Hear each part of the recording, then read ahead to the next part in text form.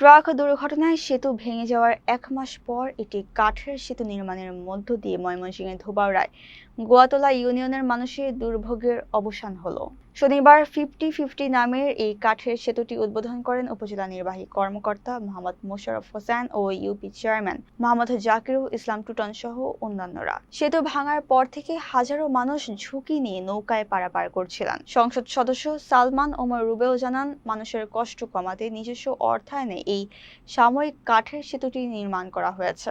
খুব শীঘ্রই এখানে একটি স্থায়ী সেতু নির্মাণের কাজ শুরু হবে। মাননীয় জাতীয় সাংসদ আল্লাহ সালমান ওমর রুবেল মহোদয়কে এবং সেই সাথে ধন্যবাদ জানাই আমাদের ধোবাউড়া উপজেলার সুযোগ্য মুখ্য নির্বাহী কর্মকর্তা জনাব মোশাররফ হোসেন সাহেবকে।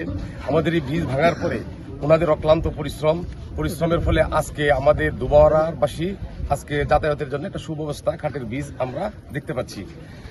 আমাদের এই ময়মনসিংহ থেকে ধোবাউড়া পর্যন্ত একটি মাত্রই রাস্তা, জেলা শহরে যোগাযোগ করার জন্য একটি রাস্তা। এই রাস্তাটা ভেঙে যাওয়ার ফলে মানুষের অনেক দুর্ভোগ হয়েছে। আমাদের মাননীয় সাংসদ উনি ওনার নিজ অর্থায়নে এই নদীতে পারাপারের জন্য উনি দুটি নৌকা দিয়েছিলেন। ধন্যবাদ জানাই মাননীয় সাংসদকে। এবং সেই সাথে এই অঞ্চলের এই এলাকার মানুষ যারা আছেন, আমাদের দলীয় নেতৃবৃন্দ এবং এলাকার বিভিন্ন শ্রেণী পেশার মানুষ, ওনাদের প্রত্যেকের সহযোগিতায় আমাদের উপজেলা প্রশাসনের উদ্যোগে এই ব্রিজটা করে দেওয়া হয়েছে।